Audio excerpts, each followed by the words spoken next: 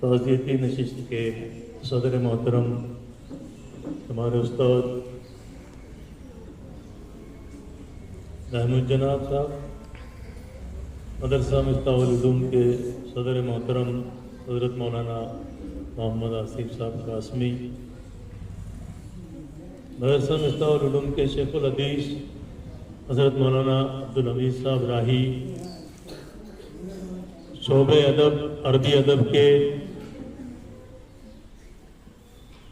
मोहतरम मौलाना मोहम्मद यासीन साहब मिल्ली,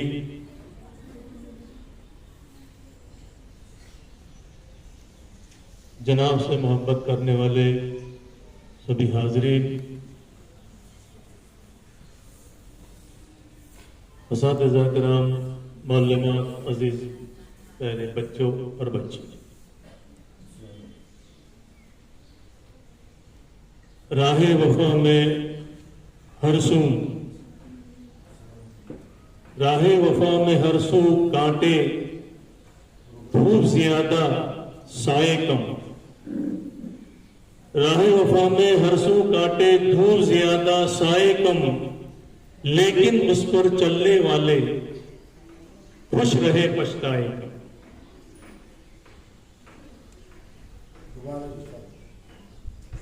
राह वफा पर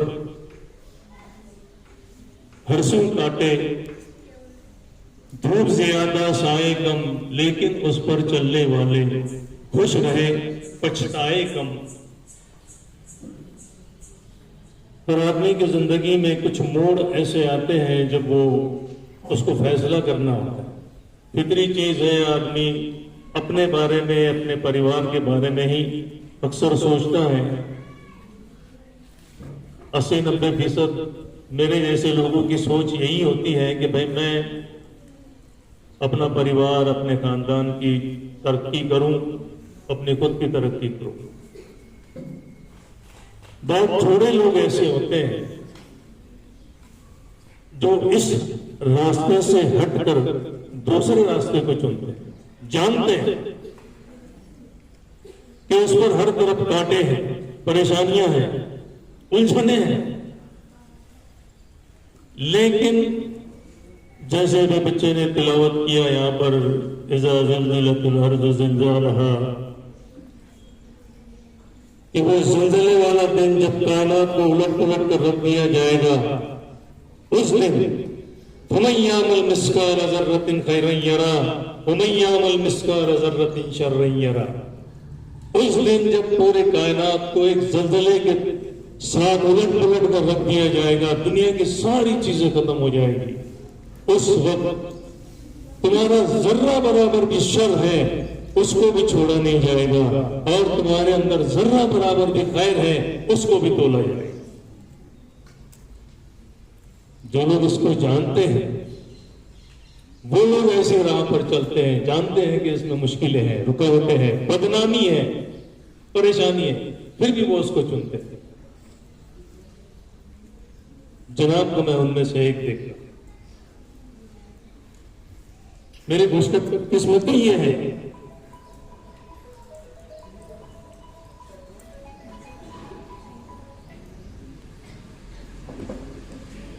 कि मेरी जिंदगी के तकरीबन 60 साल मैंने उनकी मौयत में गुजारे। कभी वो उस्ताद के रूप में, कभी रहबर के रूप में, तो कभी हमदर्द के रूप में। और खुशकिस्मती यह है कि उनके साथ चलने का, उनको देखने का, उनके साथ काम करने का मौका हमको मिला, और हम भी उसी रास्ते पर चल पड़े जिस रास्ते पर वो चले। बहुत सारे पहलू उनकी जिंदगी के यहाँ पर हजरत मौलाना यासीन साहब, मौलाना को एक लफ्ज में अगर बयान करना चाहूं तो वो बड़े हिकमती थे। हिकमती कभी कभार मज़ाहिया अंदाज में कहा जाता है, लेकिन यहाँ पर मेरा मकसद ये है कि जो हिकमत से भरा हुआ है उसको हिकमती कहते हैं। और हिकमती आदमी वो होता है जो हर मसले में कुछ ना कुछ रास्ता निकाल देता है। ये खूबी जनाब के अंदर थी। स्कूल के 2 हिस्से होते हैं। एक होता है तदरीसी, जिसमें पढ़ने पढ़ाने का मामला होता है, असातिज़ा पढ़ाते हैं, बच्चों का मामला होता है। और एक होता है एडमिनिस्ट्रेशन। अब प्राइमरी स्कूलों में अलग से क्लर्क वगैरह स्टाफ तो नहीं होता, उन्होंने से कुछ लोगों को वो काम संभालने पड़ते हैं जो बड़े मुश्किल होते हैं। लेकिन जब से मैंने होश संभाला जनाब को उसी काम में, इधर भी उतने काबिल उधर भी उतने काबिल। हालांकि तालीमी काबिलियत बहुत ज्यादा थी, ऐसी कोई बात नहीं, मैं नहीं जानता, जानना भी नहीं चाहता। लेकिन उतना सब होने के बाद तुम्हारी काबिलियत क्या है, तुम्हारे पास तालीम कितनी है, वो अहमियत नहीं रखती। तुम काम कितना करते हो, इसको अहमियत है जिंदगी। काम को कैसे करते हो, मसाइल को कैसे सुलझाते हो, इसमें तुम्हारी सलाहियत लोगों के समझ में आती है।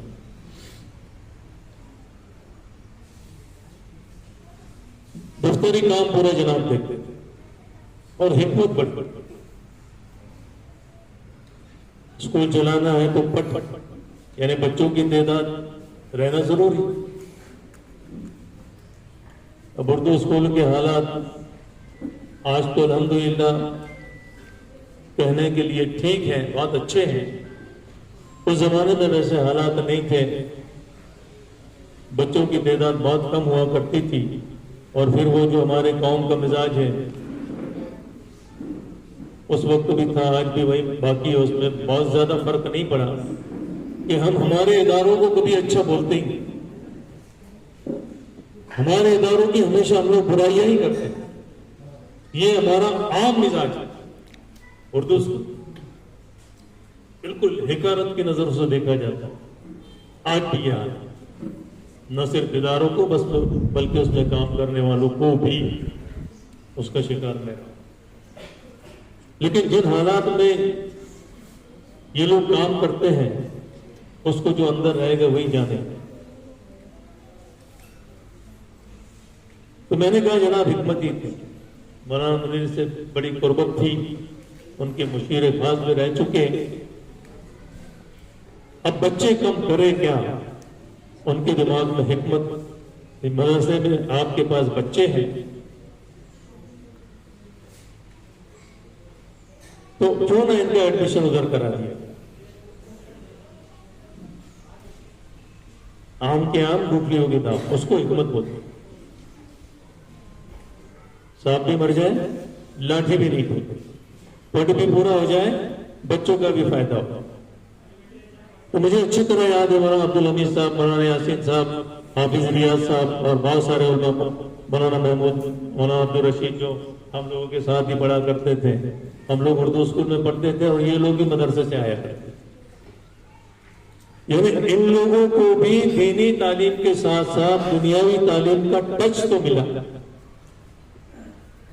उधर तादाद भी पूरी हो गई, इधर मदरसे में पढ़ने वाले तलबाओं का भी फायदा हो गया।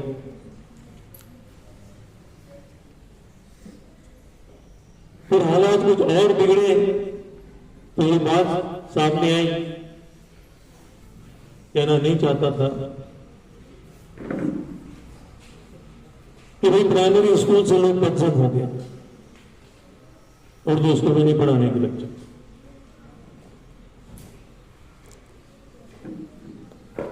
ये मशवरा जनाब ही का था कि यहां पर 5वीं क्लास शुरू कर। अब ये किसी को पता नहीं होगा।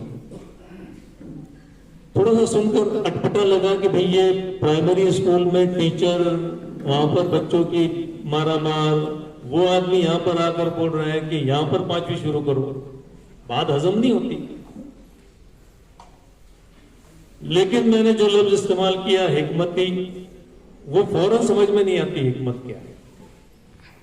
भाई हाई स्कूल के साथ प्राइमरी की पढ़ाई अच्छी होगी ऐसा लोगों को समझ है, वैसे वहां गलत होती है वो मैंने कही, वहां भी वही लोग पढ़ाते हैं जो यहाँ पर पढ़ाते हैं, वही निसाब पढ़ाया जाता है, उतनी मेहनत वो लोग भी करते हैं, यहाँ भी उतनी करते हैं, लेकिन लोगों की जो साइकोलॉजी है उसको जनाब समझते थे। उन्होंने कहा शुरू कर, मुखालिफत हुई भी और कुछ हद तक उनके स्टाफ में भी उनकी मुखालिफत हुई,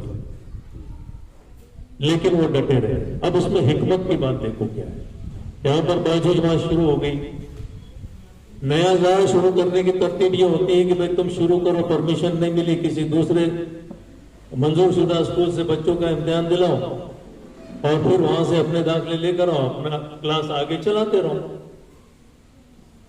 अब जो हिकमत की बात ये थी कि प्राइमरी की क्लास यहां पर शुरू तो हो, 5वीं को तो खैर हो गई, उसके बाद पहली दूसरी भी यहां पर शुरू करवाई, बच्चे पढ़े यहां पर इम्तिहान देने के लिए 4 नंबर, लेकिन दाखिले वहां से यहां नहीं है। इसके पीछे बहुत बड़ी हिकमत थी, ये आम आदमी की समझ में नहीं आई। क्लास चल रही यहां पर, बच्चे कैटलॉग में वहां पर, उनकी पढ़ का भी मसला हो गया, नई स्कूल भी कायम। 2000 में परमिशन मिला यहाँ की प्राइमरी को, तुम्हारी प्राइमरी तुम संभालो, हमारी प्राइमरी हम संभालो। इसको बोलते हैं सांप भी मर जाए लाठी भी नहीं तोड़े।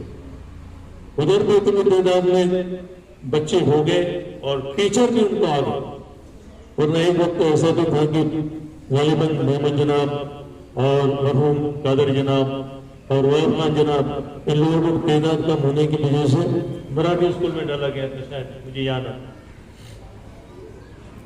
लेकिन मसले का हल कैसे निकालना है उनको पता। तो ऐसे बहुत सारे काम। अच्छा, खाली तालीमी मैदान में नहीं, वो किसी भी मैदान में उसमें कूद पड़ते और हिम्मत दिलाते, भाई ये ऐसा है, ये ऐसा है। कभी उनके माथे में मैंने शिकन नहीं देखी, और वहीं से हौसला लेकर मैं फिर अल्लाह का शुक्र अदा करता हूं कि ऐसी टीम के साथ अल्लाह ने मुझे जोड़े रखा। अब्दुल करीम साहब कुरैशी, ये भी उसी स्कूल से पढ़े, वो भी जनाब के शागिर्द, लेकिन लोगों की सलाहियतों को परखने का उनका जो अंदाज था वो कोई और नहीं जानता। इन लोगों को उन्होंने परखा कि ये कौन के बच्चे हैं, फिर उनको साथ में लिया और एक नौजवान वेलफेयर कमेटी का आगाज उस वक्त में हुआ। उनका काम क्या था? देखो यहां पर हिकमत है, नौजवानों को एक अच्छा रास्ता मिले। नौजवान वेलफेयर कमेटी क्या करती थी? स्कूल में पढ़ने वाले बच्चों को किताबें, कयासे, उनकी तालीमी जरूरत। कुछ कमेटी उस वक्त अहमदनगर से काम हुआ करता था, मैनुअल फॉर्म भरे जाते थे। जनाब यहां से वहां जाते थे, सब लोगों के लिए फॉर्म लेकर आना और फिर वो आगे की कार्रवाई पूरी मुकम्मल किया करते थे। फिर बोले हमको कब तक भगाता, हमने कब तक दौड़ना, तुम कब करोगे? तो उसके बाद से जो रेवन्यू उनसे हासिल करनी थी वो हमने ले लिए और आज तक उनके उस काम को हम लोग संभाले हुए। तकरीबन 20-22 साल हो गए अल्हम्दुलिल्लाह, हज कमेटी का काम हम लोग कर रहे हैं। इस काम में लाने का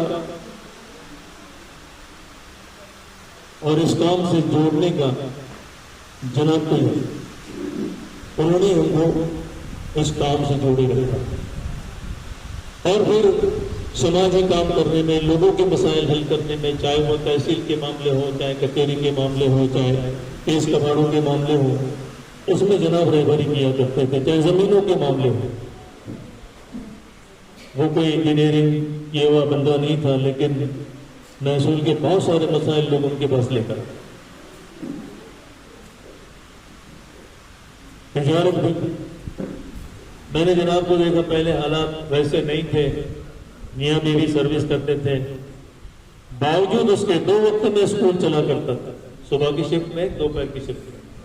दरमियान में जो छुट्टी हुआ करती थी, उस दरमियान की छुट्टी में जनाब मशीन चलाकर कपड़े सिलते थे, हमने अपनी आंखों से देखा। उन इस खानदान से मेरी बहुत कुर्बत रही। घर में आने जाने वालों में गिने चुने हम 2-3 बच्चे थे, यासीन पठान, मैं और एक मरहूम सादिक कादर मौलाना का लड़का। हम तीनों ही ऐसे बंदे थे जो जनाब के घर तक हमारी रसाई थी, हम लोग आया जाया करते थे। तो उससे बहुत सारी चीजें हम लोगों को सीखने को मिली। वो एक चलती फिरती यूनिवर्सिटी थी और प्रैक्टिकल काम कैसे करना ये उन्होंने हमको सिखाया। तदरीस के बारे में भी मैंने कभी उनको ऐसे लक्ष्यदार पढ़ाते हुए नहीं देखा उसको। ये तो पढ़ाई है, ये टीचर ने क्या पढ़ा उसका सबूत है कि तुमने पढ़ाई करके वो टीचर बने नहीं बने। भाई तुमको इसलिए यहां पर नहीं रखा गया, बल्कि जो निसाब तुमको दिया गया है वो निसाब के काबिल, वो निसाब बच्चों में मुंतकिल करना है, उनको तालिबे इल्म बनाना। लर्निंग कहते हैं, वो बच्चे यहां पर पढ़ने नहीं आते, सीखने आते। ये दर्स उन्होंने मुझे दिया। कैसे किया? भाई तुम बच्चों को पढ़ाते मत करो, उनको इन्वॉल्व करो, उनको काम दे दो, उनको काम में लगा। बाद में 2014-15 में जब एजुकेशन पॉलिसी बदली तो वो चीज जो उन्होंने कई साल पहले हमको बताई थी, वो क्या कहते हैं उसको, एक्टिविटी बेस्ड लर्निंग और कंस्ट्रक्टिविज्म इन एजुकेशन, वो चीज हमने 14-15 में उसको हमको ट्रेनिंग दी गई। पूना गया था मैं, बड़ी संस्था है वहां पर, यशोदा, वहां पर हमको ये चीज पढ़ाई गई। यशोदा एक बहुत बड़ी संस्था है, बहुत कम लोगों का वहां पर चुनाव होता है। मुझे भी शर्फ मिला वहां पर जाने का, 2 मरतबा मैं वहां का ट्रेनर रह चुका हूं। लेकिन जो वहां हमको पढ़ाया गया वो तो पहले ही मुझे हमारे उस्ताद बता चुके थे कि भाई ये एक्टिविटी बेस्ड लर्निंग, अगर तुम इसको अपनाओगे तो तुम्हारे तलबा कामयाब है। इतनी दूर की सोच। और फिर वो कुछ मिजाजी, कभी गुस्से में कभी टेंशन में, मैंने उनको नहीं देखा। वही मिजाज आपाजान का भी रहा। और आपाजान तो उस वक्त मेरे करीब थे जिस वक्त मेरी जिंदगी की सबसे मुश्किल घड़ी थी।